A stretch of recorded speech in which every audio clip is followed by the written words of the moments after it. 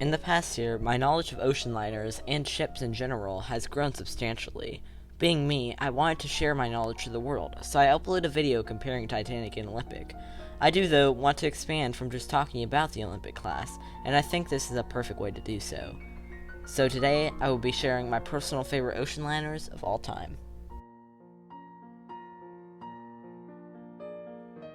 The USS United States is a very important ship to me. It was the first ship that I really took the time to learn about, and for that, I will always have an attachment to it. I'm aware, though, that it has some problems, and the big one to me is the design, mainly the interior. Since the designer, Francis Gibbs, had to abide by the US Navy's rule of no flammable materials, it makes the furniture and decorations feel lifeless and generic, with no flavor. Sadly, that goes for all the ship as well, for the most part. Just looking at it compared to any other smaller ocean liner, it doesn't stand out, which is a problem for me. I don't hate the design, though, and it does have a lot to like. For example, the bow and the superstructure have a very patriotic look that does make it stand out when you look at most of the other American-built ships. Even with all its problems, though, it still gets a place on this list purely because of how it changed my life. One ship that I've always had an appreciation for is the MV George Vic. This ship, along with its sister, the 3rd Britannic, always felt like an evolved version of the Olympic class, built almost 20 years earlier. Built in 1931 and completed in early 1932, was the last built ship before White Star Line merged with its rival Cunard Line. The reason I like this ship is because of her design. The exterior is tasteful and clean, which is a perfect look for its time. The interior, though, is vibrant, with many decorations that make it feel both over the top and mellow. It's not all perfect, though. Since it was diesel-powered, it could only realistically go a service speed of around 18 knots, which was extremely slow for its time. Also, some parts of the interior do feel a bit too bland in my opinion. Overall, though, this is a great ship that doesn't get enough recognition. The RMS Carpathia is a ship that doesn't get nearly as much love as it deserves. I say that because it rescued the survivors of the Titanic, which is one of the most infamous ships of its time. I don't love it because of that, though. I love it because how comfortable it was for its passengers. Just looking at the interior, you can see what I mean. It was designed not to be fast or big, but to be a ship that passengers could enjoy their slow journey on. Sadly, it met its end in World War I, when it was torpedoed not once or twice, but 3 times, which obviously sank it. I won't go into too much detail, but just know that the Carpathia is a wonderful ship that just has about everything I would want when crossing the dangerous Atlantic Ocean. The RMS Aquitania is commonly considered the ship beautiful, and I would have to agree. Built to combat White Star's Olympic class, it was designed with comfort and size over speed, which is apart from what Cunard had done before with Lusitania and Mauretania, but I love it either way. The interior was similar to Lusitania in the sense that it follows the same style, mainly white with a few extra colors like green and gold. In my opinion, though, Aquitania has a more beautiful and lively interior that fits the mood more. I also like how tall the superstructure is. It gives it a unique look that you didn't see very commonly on ocean liners of that time. Overall, I would say that Aquitania is a worthy and even better rival to Olympic that did everything Cunard wanted it to accomplish.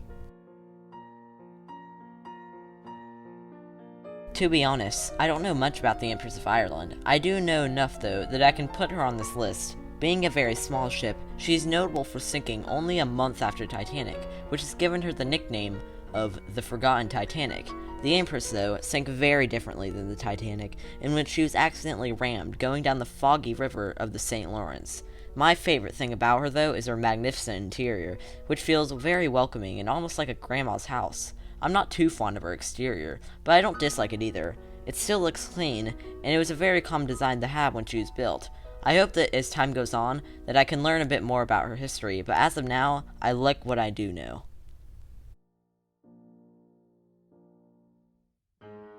There is no ship that can match the pure luxury that the SS Normandy had. This is one of the most beautiful ships I've ever seen, and I think a lot of that has to do with how much money France poured into it. Now, a lot of people would think that my favorite part about Normandy was her interior, but to be honest, it isn't. I do like her interior a lot, but in my opinion, it feels a bit too overdone to the point where I would be scared to even sit on the furniture. The main reason, though, why I love this ship so much is her exterior. It is so clean and futuristic, with new designs that you could find being used on modern-day cruise ships. The Normandy was ahead of its time in almost every way, and it's sad that she met such a quick end to her life. When World War II started, she was in an American port until America joined the war and decided to use her as a troop ship. It didn't last long though, because on port, a fire started on board, and since the Americans didn't know how to use the fire system on board, she sank, half submerged by the end. I don't want to go into too much detail, but just know that Normandy was a fabulous ship that never got the life her builders and owners wanted. The RMS Oceanic is a very unique ship. With her being the only one in her class, I think White Star Line and Harlan Wolff did an incredible job. At the time of her completion in 1899, she was the largest ship in the world, which made her the talk of the town. I love this ship incredibly, and it is only higher than the next spot, because the next spot has a more endearing story. The design has always been a favorite to me. I can't put my finger on why, but I think it is the entire ship's design that grabs my attention, from the way the bridge is set up, to the knife-edge bow. It all just works. That goes for the interior as well. It all just comes together, on a level I simply could not describe in the context of this video. This is a very iconic ship to me, and is what I always say is the pinnacle of ship designing history, next to the Normandy. I thought hard on which Lusitania class ship I would put on this list. In the end though, I did choose Mauretania, which I knew was an unpopular opinion. Most people prefer Lusitania, and while I must agree that she is a more revolutionary and different ship for Cunard, I still prefer Mauretania. Let me explain. When looking at Mauretania, I get an inviting and comforting feeling, like the ship is telling me to buy a ticket for a crossing with her. I'm not sure why I get this feeling. It might be because of the abundant ventilators, or the way the forward superstructure is, but I don't know. When looking at Lusitania, I don't get that feeling, which just makes it feel boring to me. When looking at the interior of Mauretania, it is objectively more comforting than Lusitania, with a more darker look to it, using mahogany much more than Lusitania. A lot of people do prefer Lusitania's interior though, and that's fine, but for me, I much prefer Mauretania's. As of now, this is my personal favorite design of any ocean liner, and I don't think that opinion will change anytime soon. I don't really have much to say about the RMS Titanic. It is a fabulous ship that has won the hearts of many people. People always talk about her story, and while I would agree that it is part of why I put her on this list, there are many more reasons. For one, Titanic got me into the art of ocean liner and ship history. Now, I did previously say how the United States got me into learning about ships, but Titanic got me into learning about ship's story, which is different. After learning about Titanic, I learned about the Carpathia, then the Lusitania, then the Wilhelm Gustloff, and it just kept going. Still to this day, there will always be something new to learn about Titanic, and without her, I don't think I would have gone into ship history, which is something I think a lot of people could say. On top of that, there is so much to like about her.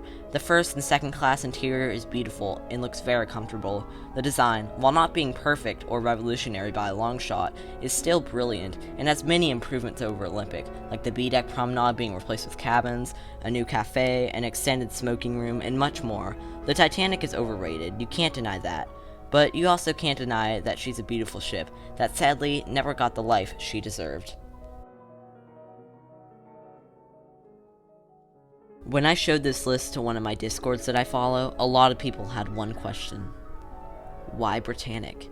She's not an ocean liner. Yes, she is.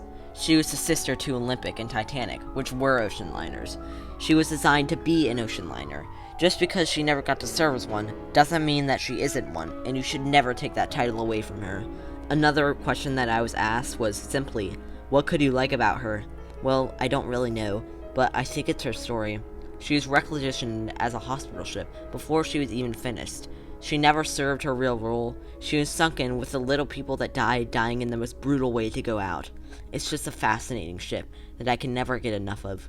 No matter what people say, it will always be my favorite ocean liner and ship of all time. And I plan on making many videos about her in the future.